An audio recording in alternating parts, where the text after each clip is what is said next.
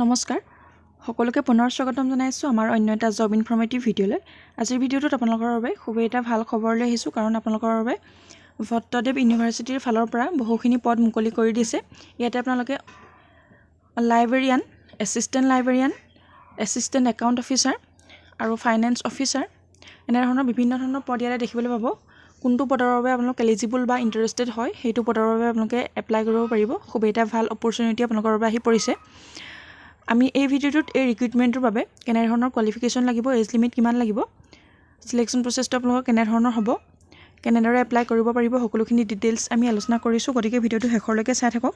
আৰু যদি আমাৰ চেনেলটোত প্ৰথমবাৰৰ বাবে ভিডিঅ' চাই আছে তেনেহ'লে চেনেলটো ছাবস্ক্ৰাইব কৰি ৰাখিব। এনেধৰণৰ জব ইনফৰ্মেটিভ ভিডিঅ'সমূহৰ নটিফিকেশ্যন প্ৰতিদিনে লাভ কৰিবলৈ। তেনেহ'লে আহক দেৰি নকৰি আমি ভট্টদেৱ ইউনিভাৰ্চিটিৰ ফালৰ পৰা মুকলি কৰি দিয়া এই পদসমূহৰ ডিটেইলছখিনি জানি লওঁ, কেনেধৰণৰ আপোনালোকৰ এলিজিবিলিটি হ'লে আপোনালোকে এপ্লাই কৰিব পাৰিব।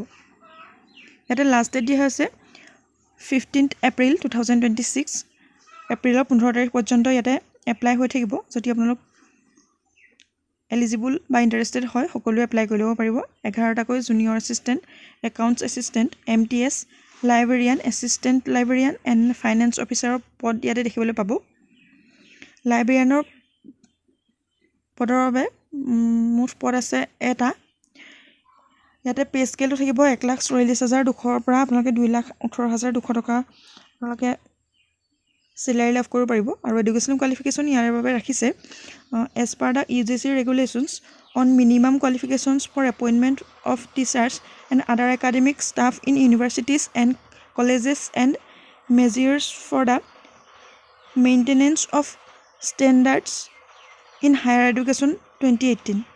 আপোনালোকে ইউনিভাৰ্চিটি বা আপোনালোকৰ মহাবিদ্যালয়ৰ যিখিনি ৰিকুৱাৰমেণ্ট লাগে সেইখিনি আপোনালোকৰ টিচাৰৰ বাবে যিখিনি এলিজিবিলিটি লাগে সেইখিনি হ'লে আপোনালোকে ইয়াতে এপ্লাই কৰিব পাৰিব।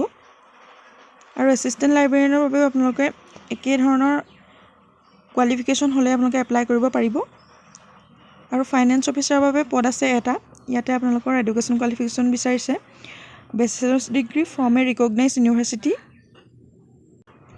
along with at least 8 years of experience in finance and accounts in a university or government organization or public sector undertaking research organization। আপোনালোকে ইয়াতে মিনিমাম বেচেলৰ ডিগ্ৰী যদি পাছ কৰিছে আৰু ইয়াতে আপোনালোকৰ 8 yearsৰ বাবে এখন এক্সপিৰিয়েঞ্চ চাৰ্টিফিকেটো বিচাৰিছে। এনেধৰণৰ কোৱালিফিকেশ্যন হ'লে আপোনালোকে এই পদটোৰ বাবে এপ্লাই কৰিব পাৰিব, যিটো আছিল ফাইনেন্স অফিচাৰৰ বাবে। আৰু জুনিয়ৰ এছিষ্টেণ্টৰ বাবে পদ আছে দুটা, UR আৰু OBCৰ বাবে ৰিজাৰ্ভ আছে। আৰু ইয়াতে এডুকেশ্যন কোৱালিফিকেশ্যন বিচাৰিছে bachelors degree in any discipline. আপোনালোকে যিকোনো ডিচিপ্লিনত বেচেলৰ ডিগ্ৰী পাছ কৰিলে বা গ্ৰেজুৱেট হ'লে আপোনালোকে ইয়াতে এপ্লাই কৰিব পাৰিব। ইয়াতে এক্সপিৰিয়েঞ্চ বিচাৰিছে minimum 1 year diploma in computer application from any recognised university or institution. আপোনালোকৰ যিকোনো ইউনিভাৰ্চিটি অৰ ইনষ্টিটিউশ্যনৰ পৰা আপোনালোকৰ যদি মিনিমাম 1 year ডিপ্ল'মা আছে কম্পিউটাৰ, তেনেহ'লে আপোনালোকে ইয়াতে এপ্লাই কৰিব পাৰিব। আৰু আপোনালোকৰ লোকেল লেংগুৱেজ প্ৰফিচিয়েঞ্চি ইয়াত দিয়া হৈছে। লোকেল লেংগুৱেজটোৰ ওপৰত আপোনালোকৰ নলেজ থাকিব লাগিব। ইয়াৰ পাছৰ পদটো হৈছে একাউণ্টছ এছিষ্টেণ্ট। তাৰ বাবে টোটেল পোষ্ট আছে এটা। আৰু ইয়াৰ বাবে এডুকেশ্যন কোৱালিফিকেশ্যন দিয়া হৈছে bachelor degree in commerce from a recognised university. আপোনালোকে কমাৰ্চ ষ্ট্ৰীমত যদি বেচেলৰ ডিগ্ৰী পাছ কৰিছে বা গ্ৰেজুৱেট হয় তেতিয়াহ'লে আপোনালোকে এপ্লাই কৰিব পাৰিব। ইয়াতো 1 year ডিপ্ল'মা বিচাৰিছে কম্পিউটাৰ এপ্লিকেশ্যনৰ ওপৰত। এনেধৰণৰ এলিজিবিলিটি বা এডুকেশ্যনেল কোৱালিফিকেশ্যন হ'লে আপোনালোকে এপ্লাই কৰিব পাৰিব। ইয়াৰ পাছতে আপোনালোকৰ ইয়াতো লোকেল লেংগুৱেজৰ প্ৰফিচিয়েঞ্চি বিচৰা হৈছে। ইয়াৰ পাছৰ পদটো হৈছে অফিচ এছিষ্টেণ্টৰ বাবে। এইটো MTS পদ হয়।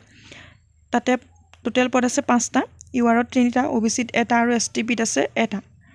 পে স্কেলটো থাকিব 12,000 to 37,500 পৰ্যন্ত আপোনালোকে পাৰ মান্থ ইয়াৰ বাবে চেলাৰী লাভ কৰিব পাৰিব। আৰু গ্ৰেড পে'টো থাকিব 4,400কৈ। এডুকেশ্যন কোৱালিফিকেশ্যন ইয়াতে মিনিমাম আপোনালোকে SSLC বা ক্লাছ 10 পাছ কৰিলে ইয়াতে এপ্লাই কৰিব পাৰিব।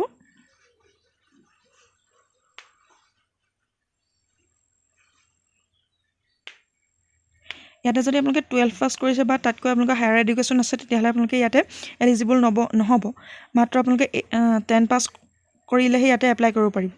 আৰু ইয়াতো আপোনালোকৰ লোকেল লেংগুৱেজৰ প্ৰফিচিয়েঞ্চি বিচৰা হৈছে। যিটো লোকেল লেংগুৱেজ হয় সেইটোৰ ওপৰত আপোনালোকৰ নলেজ থাকিব লাগিব, তেতিয়াহে আপোনালোকে এপ্লাই কৰিব পাৰিব। এইখিনি আছিলে পদ। আৰু এডুকেশ্যন কোৱালিফিকেশ্যন এনেধৰণৰ হ'লে আপোনালোকে এপ্লাই কৰিব পাৰিব। যোনসকল এলিজিবল হৈছে সকলোৱে এপ্লাই কৰি ল'ব পাৰিব। আৰু এজ লিমিটখিনিৰ কথা ইয়াত আলোচনা কৰা হৈছে। আপোনালোকে 18 yearsৰ পৰা 40 yearsলৈকে হ'লে এপ্লাই কৰিব পাৰিব।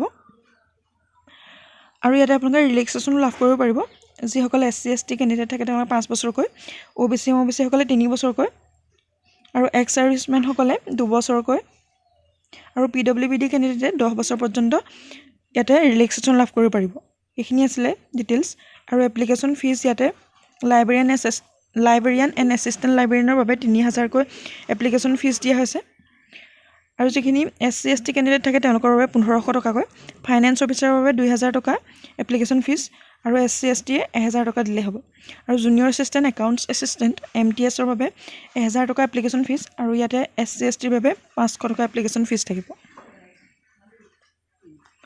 আৰু যদি আপোনালোকে এই পদসমূহৰ বাবে এপ্লাই কৰিম বুলি ভাবিছে কেনেদৰে এপ্লাই কৰিব লাগিব সেইখিনিও ডিটেইলছ ইয়াতে দিয়া হৈছে how to apply for Bhattadev university vacancy আপোনালোকে এই ভেকেঞ্চিসমূহৰ বাবে এপ্লাই কৰিবলৈ হ'লে ইয়াৰ যিটো অফিচিয়েল ৰিক্ৰুইটমেণ্ট পৰ্টেল আছে তাতে গৈ আপোনালোকে ভিজিট কৰিব লাগিব আৰু ইম্পৰ্টেণ্ট ৱেব লিংকছখিনি দেখিব তাতে অনলাইন এপ্লিকেশ্যন ফৰ্ম আপোনালোকে ক্লিক কৰিব লাগিব প্ৰথমতে আপোনালোকৰ নামটো ৰেজিষ্ট্ৰেশ্যন কৰি ল'ব লাগিব ৰেজিষ্টাৰ কৰি ল'ব লাগিব তাৰপাছত আপোনালোকৰ যিখিনি পাৰ্চনেল এণ্ড এডুকেশ্যনেল ডিটেইলছ আছে সেইখিনি আপোনালোকে আপলোড কৰিব লাগিব তাত ডকুমেণ্টছখিনি আৰু তাৰপাছত আপোনালোকে এপ্লিকেশ্যন ফৰ্মখন ফিল আপ কৰি ছাবমিট কৰিলে আপোনালোকে এপ্লাই কৰি ল'ব পাৰিব এনেধৰণে আছিলে প্ৰচেছটো আৰু ইয়াৰ পাছতে ইম্পৰ্টেণ্ট ডেটছৰ কথা দিয়া হৈছে ষ্টাৰ্টিং ডেট হৈছে 25 মাৰ্চ 2026 মাৰ্চৰ 25 তাৰিখৰ পৰা ইয়াত এপ্লাই ষ্টাৰ্ট হৈ গৈছে আৰু লাষ্ট ডেটটো হৈছে 15 এপ্ৰিল 2026 এপ্ৰিলৰ 15 তাৰিখ পৰ্যন্ত আপোনালোকে ইয়াতে এপ্লাই কৰি দিব পাৰিব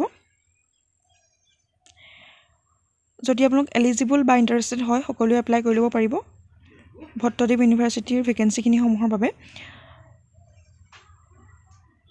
ভিডিঅ'টো ইমানেই আছিলে যদি ভিডিঅ'টো ভাল লাগে এটা লাইক কৰিবলৈ নাপাহৰিব আৰু চেনেলটোলৈ প্ৰথমবাৰৰ বাবে অহাসকলে চেনেলটো ছাবস্ক্ৰাইব কৰি ৰাখিব আগলৈ এনেধৰণৰ ইনফৰ্মেটিভ ভিডিঅ'সমূহ নটিফিকেশ্যন পাই থাকিবলৈ আৰু আমাৰ হোৱাটছএপ চেনেল আৰু টেলিগ্ৰাম চেনেলতো জইন হৈ ল'ব এনেধৰণৰ জব ইনফৰ্মেটিভ ভিডিঅ'সমূহৰ সৈতে প্ৰত্যক্ষভাৱে জড়িত হৈ থাকিবলৈ ভিডিঅ'টো শেষলৈকে চাই থকাৰ বাবে বহুত বহুত ধন্যবাদ